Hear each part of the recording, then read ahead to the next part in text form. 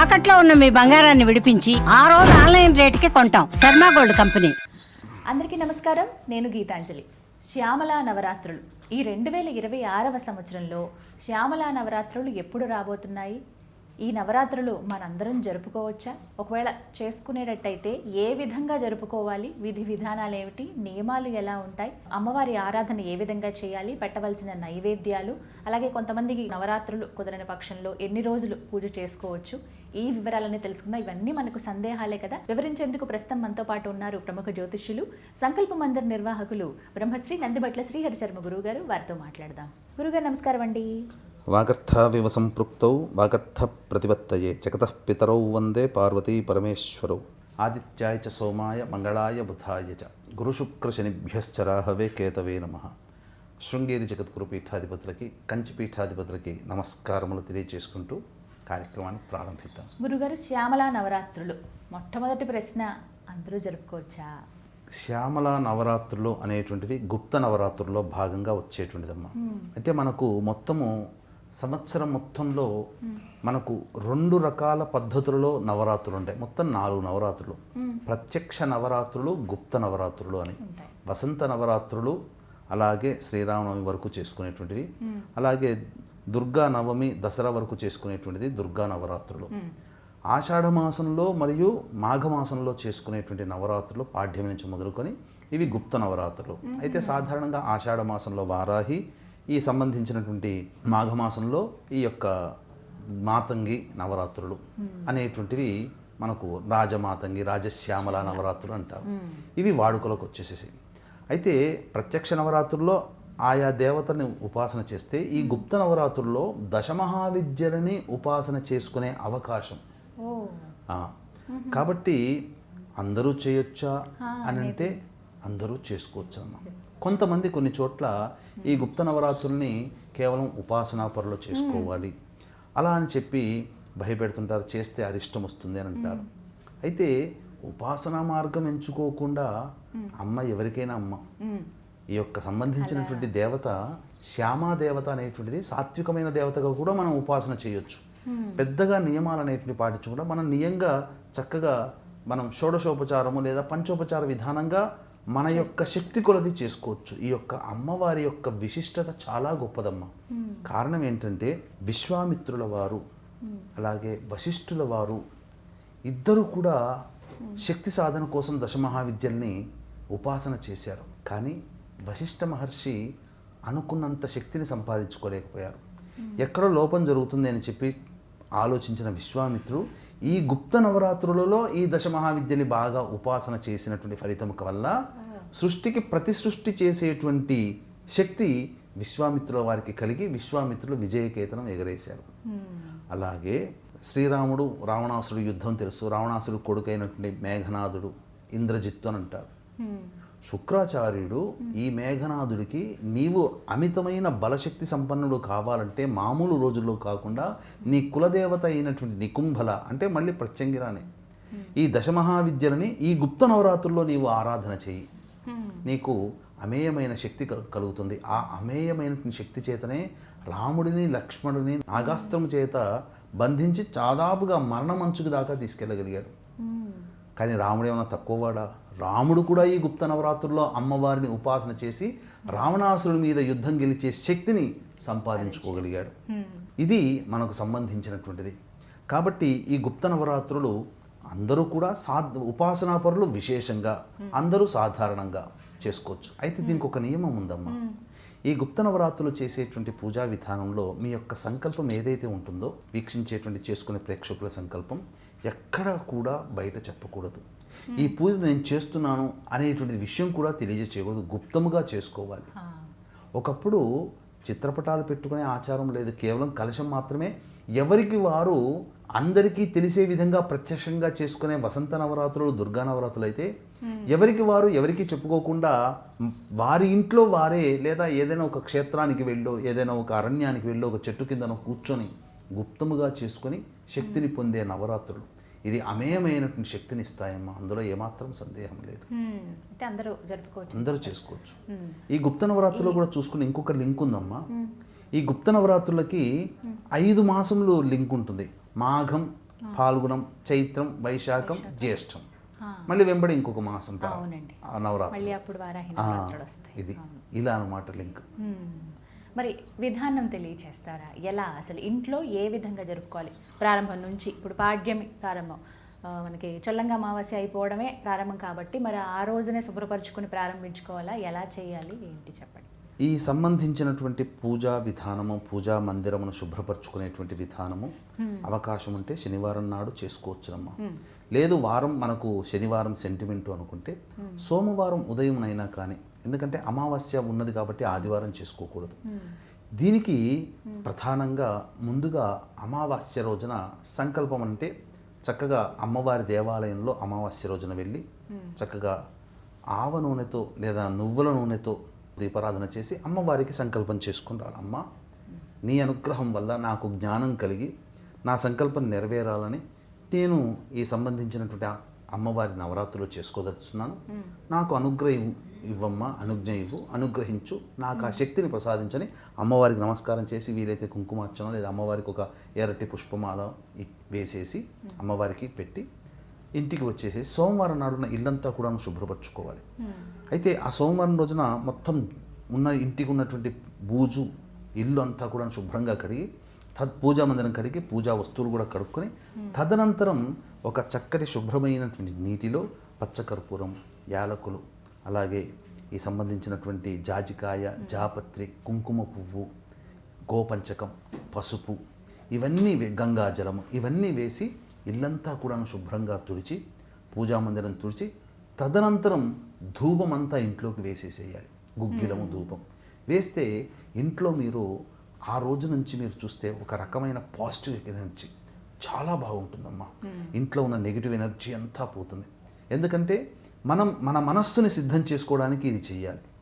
ఇక ఆ సోమవారం రోజున కలశ స్థాపనతోనైనా కానీ పూజ చేసుకోవచ్చు. అలాగే చిత్రపటాన్నైనా కానీ పెట్టుకొని చేసుకోవచ్చు. ఎలాంటి పటం పెట్టుకోవాలండి? అమ్మవారు రాజమాతంగి ఉన్నటువంటిది, సౌమ్య దేవతగా నవ్వుతూ పలకరిస్తుందమ్మా. కాబట్టి రాజశ్యామల అమ్మవారి చిత్రపటం దొరుకుతుంది. ఒకవేళ లేదంటే సరస్వతి అమ్మవారినైనా సరస్వతి అమ్మవారైనా పెట్టుకునైనా చేసుకోవచ్చు. ఈ విధంగా లేదా కలశమైనా పెట్టుకోవచ్చు. పెట్టుకుని మొట్టమొదటి గణపతి పూజ చేసుకుని తదనంతరం అమ్మవారికి పంచోపచార విధానంగానైనా షోడశోపచార విధానంగానే కానీ ఈ యొక్క పూజని చేసుకోవాలి.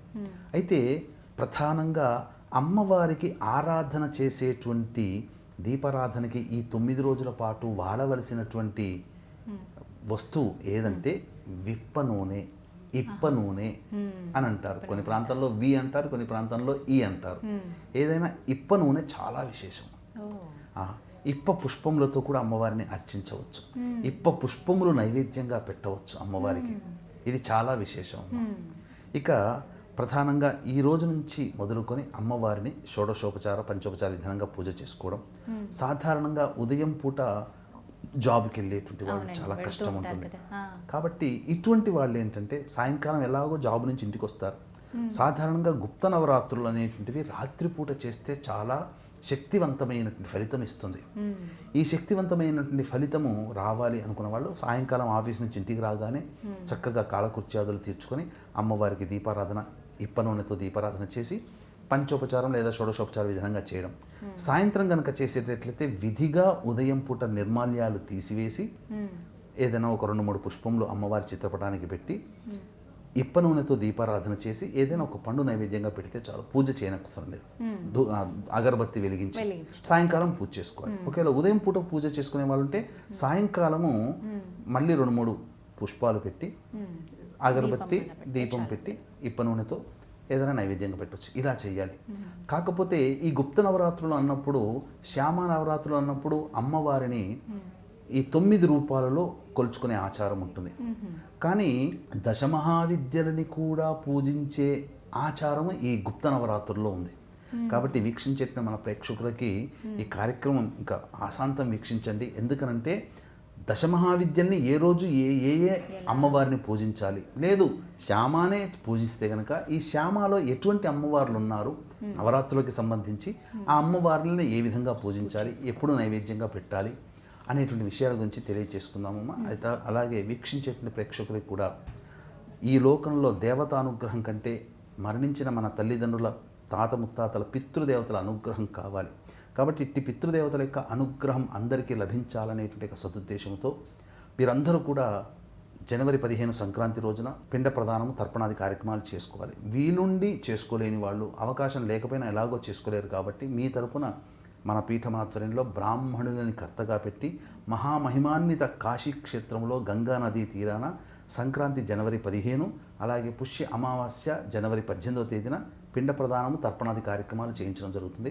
అలాగే ఆదివారం అమావాస్య ఉత్తరాషాఢ నక్షత్రం చాలా బలమైనటువంటి నక్షత్రం, బలమైన రోజు, మహత్యము కలిగినటువంటి రోజు. ఈ రోజున మీ జాతకరీత్యా కలుగు అన్ని రకాల సమస్యల నివారణకి సర్వదోష నివారణ పూజలు హోమాలలో భాగంగా పారాహి, ప్రత్యంగిర, బగలాముఖి, రాజశ్యామల, రాజమాతంగి ఇలాంటి హోమాలు, శనీశ్వర, అలాగే సుదర్శన, రుద్ర, కాలభైరవ, మృత్యుంజయ, లక్ష్మీ హోమాది కార్యక్రమాలు జరిపించి శక్తిపాతం చేసిన కరుంగలి మాల ఇవ్వడం జరుగుతుంది. ఈ కార్యక్రమంలో నమోదు చేసుకోవడానికి జనవరి 18వ తారీఖు సాయంత్రం 6 గంటల లోపల చేసుకోవచ్చు. సాయంత్రం 7 గంటలకు ప్రారంభమవుతుంది. అలాగే మన కుటుంబంలో ఎన్ని పనులు అనుకున్నా కాలేదు అని అంటే అవన్నీ కూడాను మన పితృదేవతల ఆత్మ మోక్షాన్ని పొందకపోవడం, తండ్రి వైపు 6 తరాలు, తల్లి వైపు 3 తరాలలో దుర్మరణాలు కనుకుంటే అది పంచశాపాలు అని అంటారు. స్త్రీ శాపము, గురుశాపము, దైవశాపం, సర్పశాపం, పితృశాపం. ఈ శాపాల నివృత్తికి భీష్మ ఏకాదశి 29వ తారీఖు రోజున ఈ సంబంధించినటువంటి పంచశాప నివృత్తి హోమాది కార్యక్రమాలు జరిపించడం జరుగుతుంది. ఒకవేళ ప్రత్యక్షంగా రాకపోతే బ్రాహ్మణుని కర్తగా పెట్టి చేయించడం జరుగుతుంది. 28వ తారీఖు లోపల ఈ కార్యక్రమంలో మీరు గోత్రనామాదులు నమోదు చేసుకోవచ్చు. ఇక ఈ యొక్క సంబంధించినటువంటి ప్రధానంగా ఉత్తరాషాఢ నక్షత్రంతో ప్రారంభమవుతుంది మా గుప్త నవరాత్రులు. మీకు నవగ్రహాలలో రవి ప్రధానమైన గ్రహం. ఈ మాతంగి దేవతకి సంబంధించినటువంటి నవగ్రహాల్లో ప్రతి గ్రహానికి అంతరిక్ష దేవత ఉంటుంది. ఉదాహరణకి కుజుడికి అధిదేవత సుబ్రహ్మణ్య స్వామి, అంతరిక్ష దేవత బగళాముఖి.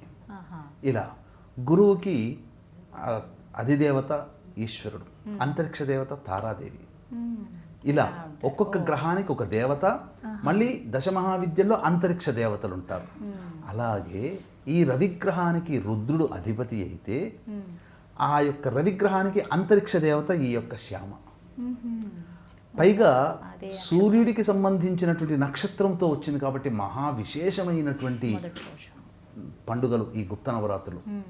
కాబట్టి గుప్త నవరాత్రుల్లో చక్కగా అందరూ ఆచరించవచ్చు. కనీసం ఏమీ లేకపోయినా మన చెప్పేటువంటి ఒక మంత్రం ఉంది. అదేంటంటే ఓం మహాదేవ్యై చ విద్మహే ఉచ్చిష్ట చాండాల్యై చ ధీమహి తన్నో దేవీ ప్రచోదయాత్, లేదా ఓం మాతంగై చ విద్మహే ఉచ్చిష్ట చాండాల్యై చ ధీమహి తన్నో దేవీ ప్రచోదయాత్. ఈ యొక్క మంత్రాన్ని ప్రతిరోజు ఒక 1000 సార్లు, ఎక్కడ ఉన్న దీనికి నియమం లేదు. పూజా గదిలోనే కూర్చొని చేయాలని నియమం ఏం లేదు. మనం నడుస్తున్నా, పోతున్నా, వస్తున్నా ఒక్క ఆశౌచము తప్ప మిగతా ఏ సమయంలో ఎక్కడ ఉన్నా తింటూనైనా కానీ మనస్సు చేసుకోవచ్చు. ఆ బాత్రూమ్కి వెళ్ళాల్సి వస్తే తప్ప మిగతా సమయంలో చేసుకోవచ్చు, మననం చేసుకోవచ్చు అమ్మ, తప్పు లేదు ఈ మంత్రానికి. ఇక మనం ఇప్పుడు చెప్పుకున్నట్టుగా ఈ 9 రోజుల పాటు 9 దశమహావిద్యలు చేయాలని అనుకున్నాం కదా. అలాగే 9 రకాల మాతంగి దేవతలు. అయితే ఎప్పుడు ప్రారంభం చేయాలి? 19వ తారీఖు రోజున ప్రారంభం అవుతుంది. 19వ తారీఖు నుంచి ప్రారంభమై 27వ తారీఖు వరకు కూడా ఈ సంబంధించినటువంటి నవరాత్రులు. కానీ 27వ తారీఖు ఉద్వాసన చెప్పడానికి వీలు లేదు. 27 మంగళవారం అయింది కాబట్టి 28వ తారీఖు రోజున ఉద్వాసన చెప్పాలి ఈ 9 రోజుల పాటు. అయితే మొట్టమొదటి రోజున మనం కాళీ రూపంలో అమ్మవారిని పూజించాలి దశమహావిద్యల్లో భాగంగా. ఇక ఈ సంబంధించినటువంటి శ్యామ నవరాత్రుల్లో లఘుశ్యామల రూపంగా పూజించాలి. అమ్మవారికి నలుపు రంగు వస్త్రము, నలుపు రంగుది గాజులు నైవేద్యంగా పెట్టాలి, అమ్మవారికి ఇవ్వాలి. ఇక సంబంధించినటువంటిది 2వ రోజు తారాదేవి. ఇక ఈ 2వ రోజున వాగ్వాదిని శ్యామలు. దశమహావిద్యల్లో తారాదేవి అయితే శ్యామాదేవి యొక్క అలంకారాలలో వాగ్వాదిని శ్యామల రూపంలో అమ్మవారిని కొలవాలి. అలాగే ఈ రోజున నీలం రంగు పుష్పాలతో అర్చించడం, నీలం రంగు బట్ట, గాజులు అమ్మవారికి పెట్టడం చేయాలి. ఇక 3వ రోజు అమ్మవారిని త్రిపుర సుందరి రూపంలో, దశమహావిద్యల్లో 3వ త్రిపుర సుందరి రూపంలో అమ్మవారిని కొలవాలి. అలాగే నకుల శ్యామల అనే రూపంలో శ్యామాదేవి యొక్క అలంకారాల్లో ఈ విధంగా భావన చేసుకొని పూజ చేయాలి. ఈ రోజున ఆకుపచ్చ రంగులో అమ్మవారికి వస్త్రము గాజులు సమర్పించాలి. బొట్టు కూడా ఆకుపచ్చ ధరించి చేస్తే మంచిది. ఇంకొక విషయం అమ్మ, ఈ యొక్క 9 రోజుల పాటు కూడా ఆకుపచ్చ బొట్టుని గనక ధరిస్తే కుబేర కుంకుమ అని అంటున్నారు కదా, అది ధరించి చేస్తే అమ్మవారికి చాలా విశేషం. ఇక అమ్మవారికి ఆసనంగా ఆకుపచ్చ ఆసనం ధరిస్తే మొత్తము 9 రోజుల పాటు ఆకుపచ్చ వస్త్రాలు ధరించాలి. తరువాత అమ్మవారికి జపం చేసేటప్పుడు ఏ విధంగా చెయ్యాలనేటువంటిది మనకు ఆఖరిలో తెలియజేస్తాం. ఇక 4వ రోజు భువనేశ్వరి దేవి యొక్క అమ్మవారి రూపం దశమహావిద్యల్లో ఈ యొక్క శ్యామ రూపంలో, హసంతి శ్యామల రూపంలో మనం అమ్మవారిని కొలవాలి. వంకాయ కలర్, వంకాయ ఇప్పుడు మీరు వేసుకున్నారు కదా చీర, ఆ కలర్ రూపంలో అమ్మవారికి చీర గాజులు అమ్మవారికి పెట్టాలి. ఇక 5వ రోజు అమ్మవారిని దశమహావిద్యల్లో భాగంగా చిన్నమస్త అనేటువంటి దేవి రూపంలో కొలవాలి. ఇక శ్యామ సంబంధించి చూసుకుంటే స్వరసిద్ధి లేదా సరస్వతి, ఈరోజే వసంత పంచమి కాబట్టి ఈ రోజున అమ్మవారికి తెల్లటి పుష్పాలతోనైనా అన్ని రంగుల పుష్పాలతోనైనా కానీ అమ్మవారికి అర్చన చేయాలి. తెల్ల రంగు జాకెట్ పీసు వస్త్రం, అమ్మవారికి తెల్లటి గాజులు సమర్పించాలి. ఇక 6వ రోజు అనేటువంటిది త్రిపుర భైరవి, దశమహావిద్యల్లో త్రిపుర భైరవి రూపంలో అమ్మవారిని కొలవాలి. ఇక ఈ అమ్మవారిని శ్యామ నవరాత్రుల్లో వీణాశ్యామలగా అమ్మవారిని కొలవాలి. ఇక ఈ అమ్మవారికి సంబంధించి ఎరుపు రంగు వస్త్రము, ఎరుపు రంగు గాజులు, ఎరుపు రంగు కుంకుమతో అర్చన చేయాలి. ఇది చెప్పబడినటువంటిది. ఇక 7వ రోజు దశమహావిద్యలో అమ్మవారిని ధూమావతి రూపంలో అమ్మవారిని కొలవాలి. ఈ సంబంధించినటువంటి అమ్మవారికి శ్యామల అమ్మవారికి శారిక శ్యామల రూపంలో కొలవాలి. ఈ రోజున ప్రధానంగా గచ్చకాయ రంగు కలర్లో, యాష్ కలర్ అంటారు, ఆ రంగు వస్త్రము, ఆ రంగు గాజులు అమ్మవారికి సమర్పించాలి. ఇక 8వ రోజు అమ్మవారికి దశమహావిద్యల్లో బగళాముఖి అమ్మవారి రూపంలో కొలవాలి. ఇక ఈ 8వ రోజున అమ్మవారిని శ్యామ నవరాత్రుల్లో శుకశ్యామలగా కూడా కొలవాలి. కొలిసిన తర్వాత పసుపు రంగు వస్త్రము, పసుపు రంగు గాజులు, పసుపుతో అర్చన చేయాలి. ఇది విశేషం. పసుపు రంగు పూలతో అర్చన చేయాలి. ఇక 9వదైనటువంటిది చూసుకున్నట్టయితే ప్రధానంగా రాజమాతంగి అనేటువంటి రూపంలో కొలవాలమ్మా. ఇది విశేషంగా చెప్పబడినటువంటిది. ఇక ఈ అమ్మవారికి సంబంధించి ఆకుపచ్చ రంగు, ఆకుపచ్చ వస్త్రము, ఆకుపచ్చ గాజులు. కమలాత్మిక అమ్మవారు దశమహావిద్యలో ఆఖరిది 10వ రోజు బుధవారం 28వ తారీఖు రోజున ఈ యొక్క కమలాత్మిక అమ్మవారి రూపంలో కొలవాలి. ఇక అమ్మవారిని ప్రధానంగా రాజశ్యామలగా రూపంగానైనా కానీ కొలవచ్చు, లేదా అమ్మవారిని మాతంగి రూపంలోనైనా కానీ కొలవచ్చు ఈ రోజున. ఈ విధంగా అమ్మవారికి సంబంధించినటువంటి విధి విధానం ఆచరించాలి అని చెప్పవచ్చమ్మా. నైవేద్యం ఏం సమర్పించాలండి అమ్మవారికి?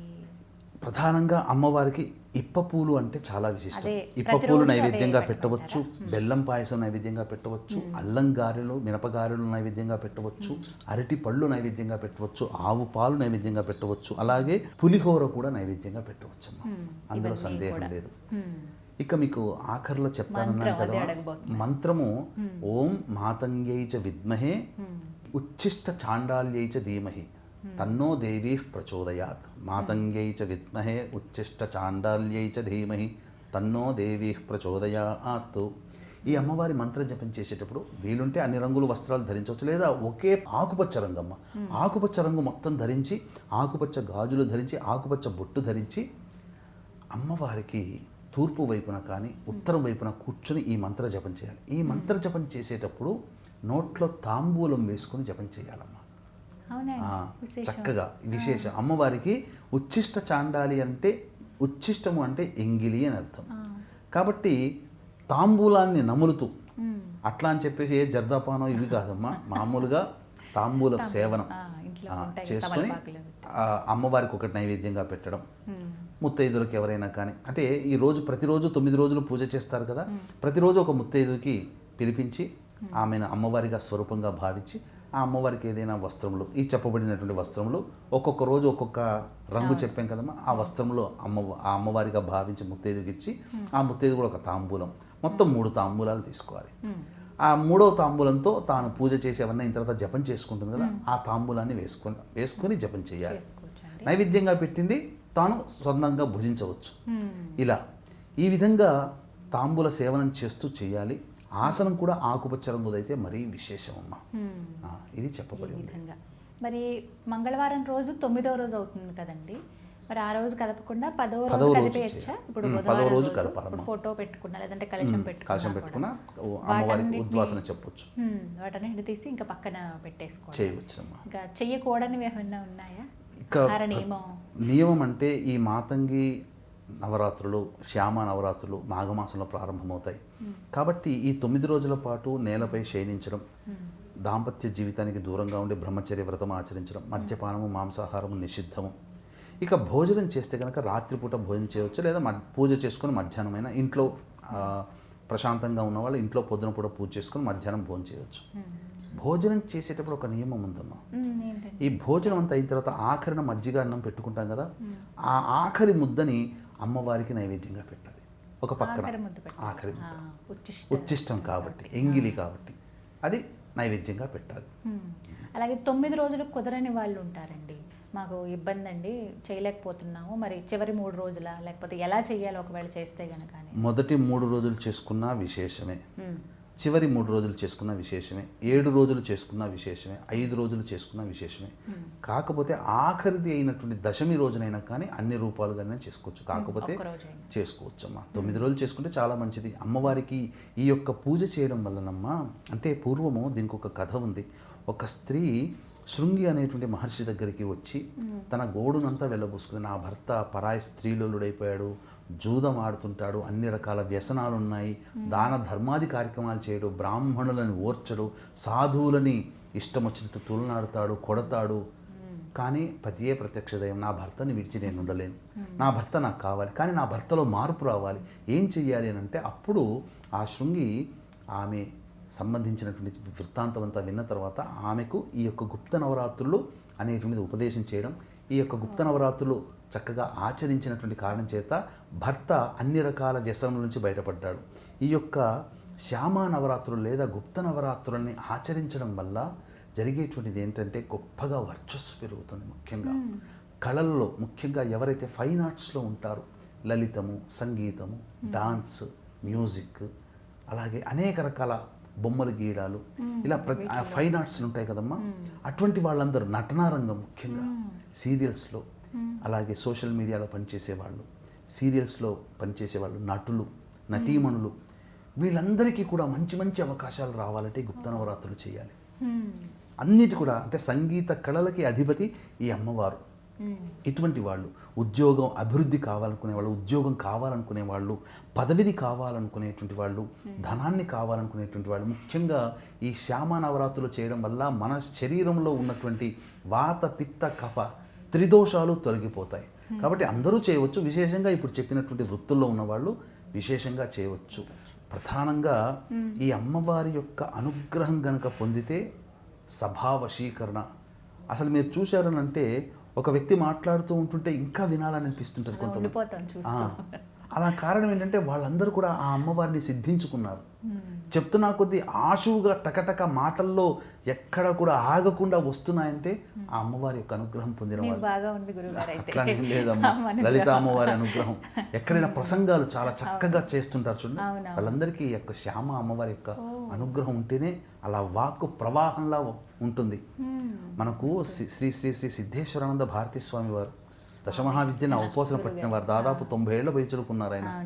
ఆయన ఎంత ఉపాసన, ఆయన ఇట్లా కూర్చొని చెప్తున్నాడు అంటే అలా మంత్రం వేసి కూర్చున్నట్టే. చాగంటి వారైనా, గరికపాటి వారైనా ఆ అమ్మవారిని అనుగ్రహం పొందారమ్మా. శ్యామ అమ్మవారి అనుగ్రహం పొందారు కాబట్టే అలా సభల మీద కూర్చున్నారంటే, మైక్ దగ్గర పెట్టారంటే అయిపోయేంత వరకు సినిమాకైనా కానీ మధ్యలో బ్రేక్ ఇస్తే వెళ్తారేమో, కానీ వాళ్ళ ప్రసంగాల్లో అసలు బ్రేక్ ఉండదు, వింటూనే ఉంటారు గంటల కొద్దైనా కానీ.